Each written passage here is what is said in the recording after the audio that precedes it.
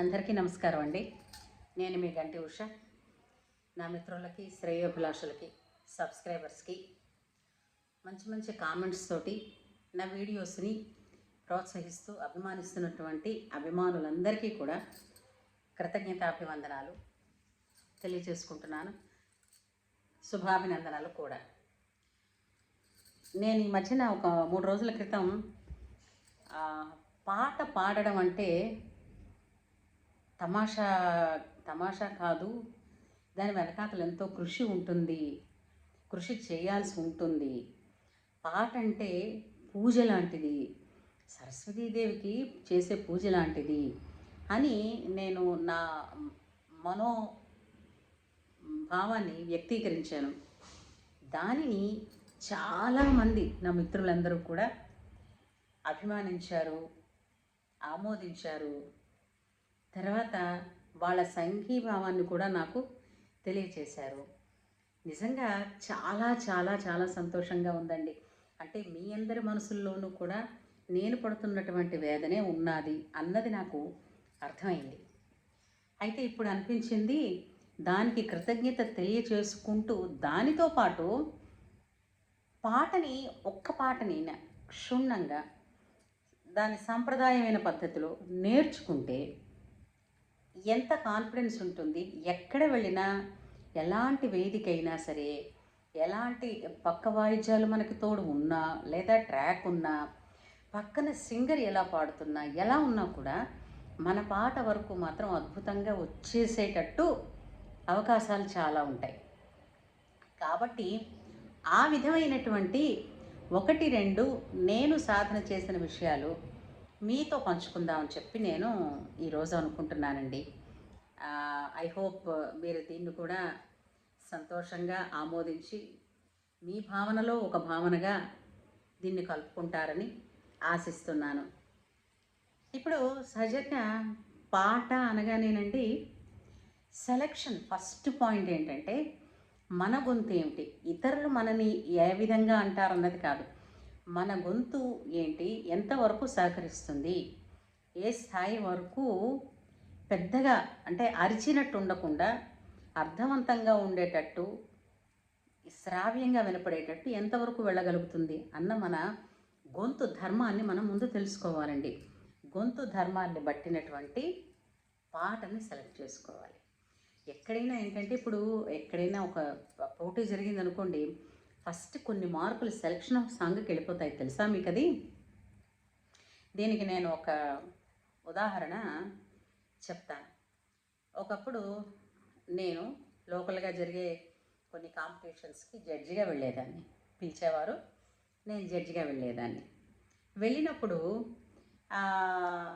ఒకసారి ఆ విధమైనటువంటి కాంపిటీషన్స్ జరిగినప్పుడు చాలామంది వచ్చారు. మొత్తం 4-5 జిల్లాల నుంచే వచ్చారు. నేను కాకుండా ఇంకొక 2 ఆల్ ఇండియా రేడియో ప్రముఖులు కూడా కూర్చున్నారు.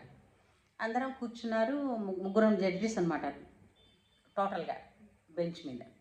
సో మేము కూర్చున్నాం, వాళ్ళు పాడుతున్నారు. ఒక్కొక్క పాటని సెలెక్ట్ చేసాం, మార్కులు వేసాం.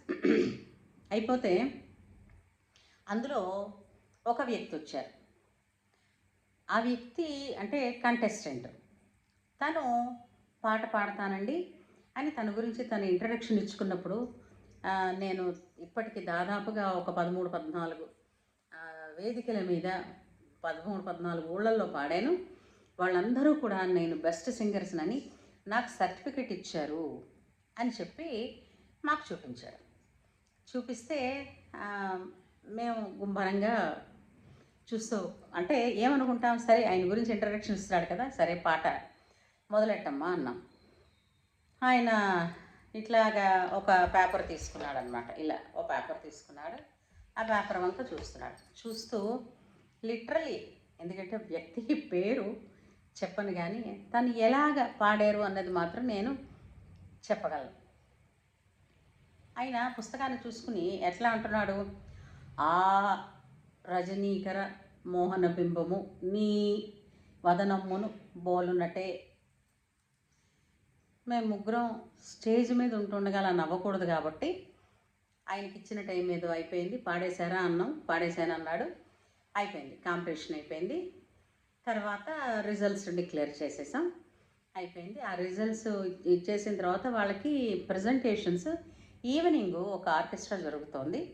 ఆ ఆర్కెస్ట్రాలో వచ్చిన చీఫ్ గెస్ట్ ఎవరైతే ఉన్నారో వాళ్ళ చేతుల మీదుగా ఈ విజేతలకి బహుమతులు ఇస్తామన్నమాట. సరే, మళ్ళీ సాయంత్రం జడ్జెస్ కూడా ఉండాలి కదా, వచ్చాం. వచ్చినప్పుడు మిగిలిన ఇద్దరిని, నాతో పాటు కూర్చుని ఇద్దరు జడ్జీలని మానేసి నా దగ్గరికి ఆ సదరు వ్యక్తి వచ్చి నన్ను నిలదీసే అడుగుతున్నారు. ఏంటని, నేను ఇన్ని చోట్ల పాడాను, నాకు ఇన్ని సర్టిఫికేట్స్ వచ్చి, ఎందుకు నాకు ఇక్కడ అసలు ప్రైజ్ రాలేదు, కనీసం థర్డ్ ప్రైజ్ కూడా రాలేదు, కనీసం కన్సలేషన్ కూడా రాలేదు అనగానే ఆ టైంకి స్టేజ్ మీద ప్రోగ్రాం జరుగుతుంది, పాడుతున్నారు. నేను ఆ అబ్బాయిని పిలిచి అంతకన్నా ఇంకా అతనికి ఏం చెప్పగలం, స్టేజ్ మీద చూపించి వాళ్ళు ఏం చేస్తున్నారు అన్నాను. అని అడిగితే అతను వాళ్ళు పాడుతున్నారన్న, నువ్వు కూడా పాడితే నీకు ప్రైజ్ వచ్చేదేమో అన్నాను నేను. ఇంతకు మించి ఏమీ అనలేదు. కానీ ఆ రోజు కాదు, చాలా రోజుల పాటు మేము ఆ సంఘటనను చూసి నవ్వుకున్నాం. అంటే తన గొంతు ఏ పాటలకు వెళుతుంది, అసలు ఈ పాట నేను పాడగలనా లేదా, అసలు ఇందులో నాకు పాట నచ్చింది, నచ్చినంత మాత్రాన పాట పాడగలగాలన్న రూల్ అయితే లేదు కదా.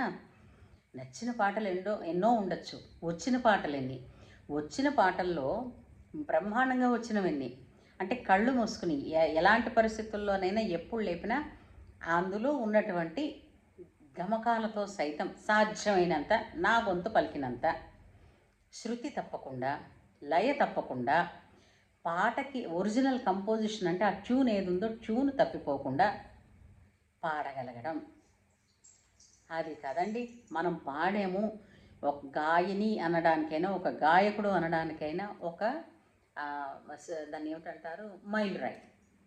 అంతే తప్ప ఇవన్నీ కూడా మళ్ళీ మనం పెద్ద పెద్ద సింగర్స్తో పోల్చుకోవడానికి ఏం లేదండి. వాళ్ళు కూడా ఒకటే, సాధనమున పనులు సమకూరు ధరలోన. వాళ్ళు ఒక్కసారిగా మేము నేర్చేసుకున్నామని ఎవరైనా చెప్పారా?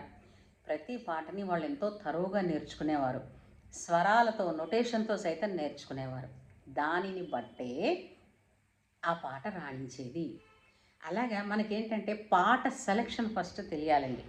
ఈ మధ్య కొన్ని కాంపిటీషన్స్లో కూడా చూస్తున్నాం, మన బుల్లితెర మీద వచ్చే కొన్ని కాంపిటీషన్స్లో కూడా చూస్తున్నారు కదా, సోలోలు పాడతారు అని అన్నప్పుడు, అంటే సోలో పాట అనగానే వాళ్ళు ఏం చేస్తున్నారు, ఒక డ్యూయెట్ను సోలోగా పాడుతున్నారు.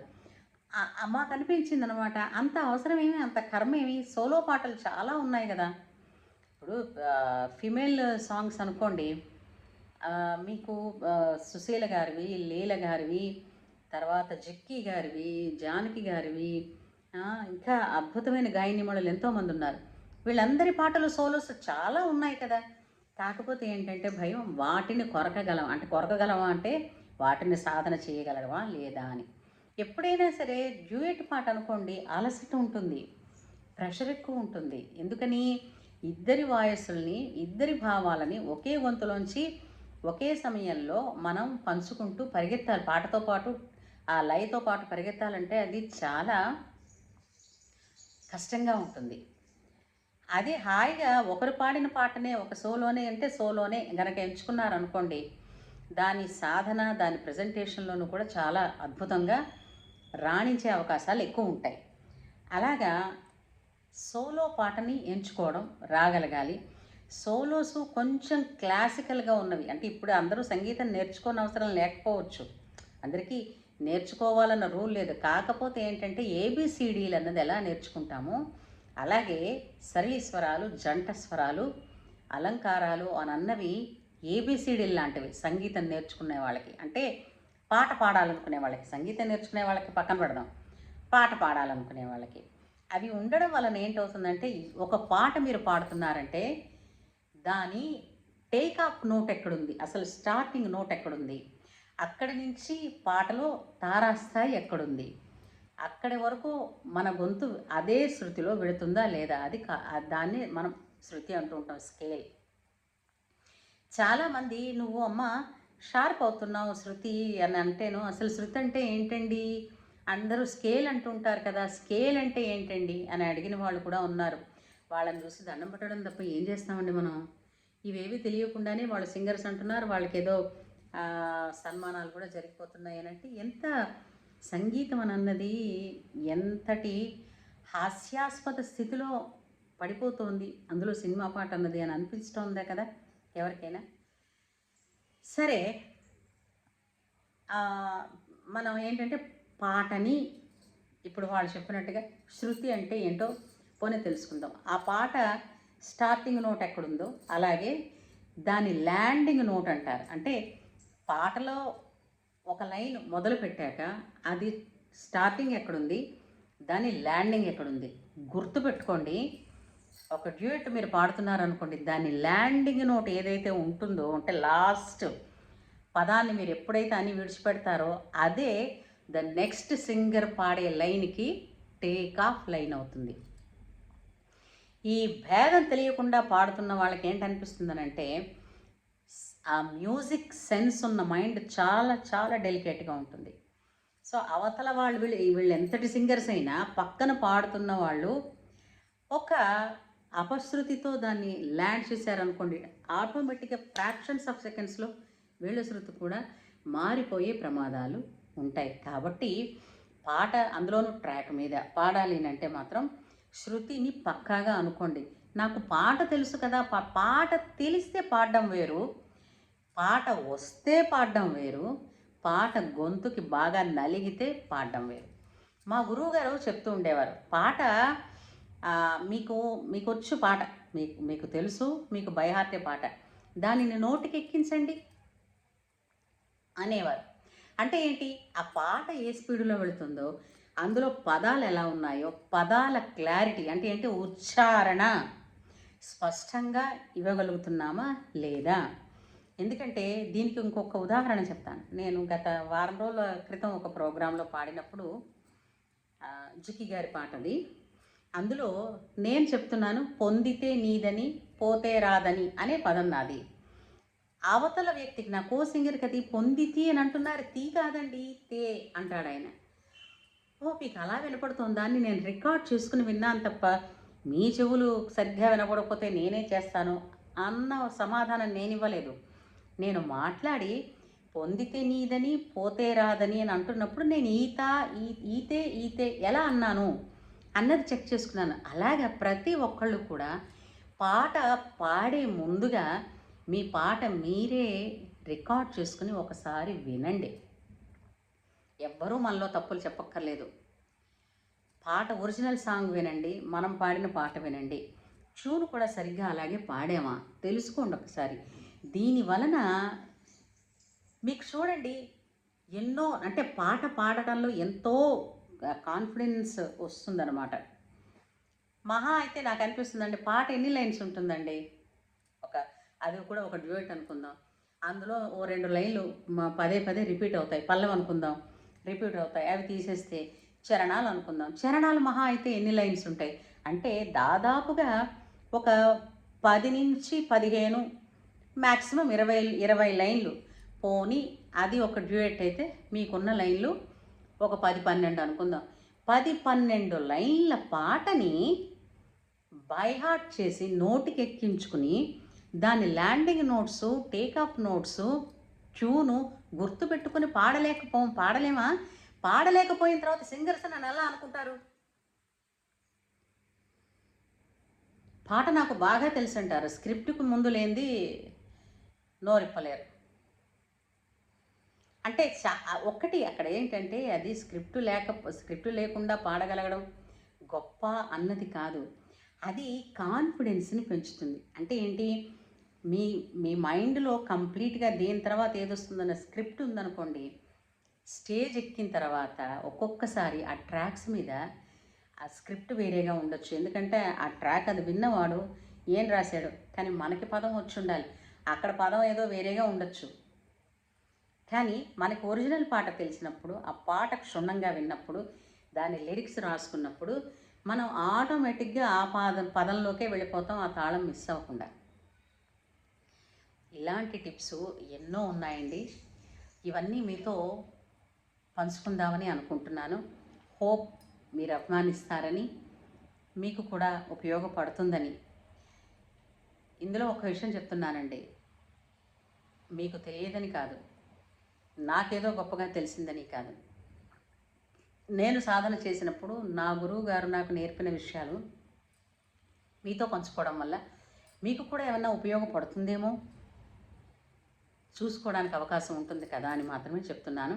అంచేత మనం ఏంటంటే పాట సెలక్షన్ చూసుకోవాలి, తర్వాత దాన్ని స్టార్టింగ్ నోట్ ఎక్కడుందో చూసుకోవాలి, అందులో తారాస్థాయి ఎక్కడికి వెళ్తుంది, అక్కడ ల్యాండింగ్ నోట్ ఎక్కడుంది, ఆ ప్రదేశంలో మన వంతు ఫ్రీగా అరవకుండా కష్టపడిపోకుండా శ్రావ్యంగా వెళ్ళి వస్తుందా లేదా, అప్పుడు ఆ లైన్లో ఉన్న పదాలేంటి, ఆ పదాలు మనం క్షుణ్ణంగా అంటే స్పష్టంగా, అందుకే అంటారు ఎవరినైనా పాట మీరు విని రాసుకోండి, అంతే తప్ప పుస్తకాల్లో వచ్చిన ప్రింట్ని లేదా గూగుల్లో వచ్చేసేదాన్ని అవన్నీ క్లియర్గా ఉండొచ్చు ఉండకపోవచ్చు. ఎప్పుడు కూడా మన శక్తి మీద మనకి నమ్మకం ఉండాలి. మనం వర్క్ చేసినప్పుడు మనకి ఆ కాన్ఫిడెన్స్ కూడా ఎక్కువ వస్తుంది. సో ఆ పాటని మీరు విన్నప్పుడు మీకేం వినపడింది పదం, మా గురువు గారండి మేము ప్రోగ్రామ్ చేసేటప్పుడు మీకు తెలీదు పాటని ఆ ఒక్క పదం అర్థం కాకపోతే దాన్ని డెట్స్లో చేసి వినేవాళ్ళం. విని ఒక ముగ్గురు కూర్చుని మా మాస్టర్తో సైతం ముగ్గురు కూర్చునేవాళ్ళం. ఇందులో అంతమందికి కూడా కొంచెం ఆ భాష మీద కూడా కమాండ్ ఉండాలి. అవి చూసుకుని ఇది కరెక్టు అని అనుకున్నప్పుడు ఆ పదాన్ని పెట్టేవాళ్ళం అండి అక్కడ. అది నిజమే అని ఆ లిరిక్స్ అంటే ఒక్కొక్క పాట పాడడం అంటే ఈరోజు అనిపిస్తుంది ఇట్లా మైక్ ఎక్కాం, అలా డ్రెస్ కోడ్ వేసుకున్నాం వచ్చాము, నేను చెవిలో పుల్లలు పెట్టేసుకున్నాను, అవేవో పెట్టేసుకుని నేను ఆడిటోరియంలో కూర్చున్నంతసేపు కూడా నా పాట వచ్చే వరకు నేను ఈ పాట వింటూనే ఉన్నాను. ఏ పాట నాది అనౌన్స్ చేసిన వెంటనే నేను వెళ్ళి పాడేశాను. అలా మీరు పాడిన పాటలు మళ్ళీ మీ ఒరిజినల్ సాంగ్తో ఒక్కసారి కంపేర్ చేసుకుని మీరే చూసుకోండి. ఇందులో ఎవరూ జడ్జ్ ఎక్కర్లేదు. నేర్చుకున్నారనుకోండి మొహమాట పడకుండా మీరు ఇంకా ఉన్నత స్థితికి వెళుతూ ఉంటారు. నేర్చుకోలేదనుకోండి కొత్త వాళ్ళు వస్తూ ఉంటారు, ఆ వరదల్లో మనం కొట్టుకుపోతూ ఉంటాం. అందుచేత నేర్చుకోవడానికి ఎప్పుడూ శ్రద్ధ చూపిస్తే ఉన్నతమైన శిఖరాలకి ఎప్పుడూ మీకు తోవ ఓపెన్ అయ్యే ఉంటుంది. ఇది మాత్రం జీవిత సత్యం. మీరేమంటారు? ఉంటాను. నమస్కారం.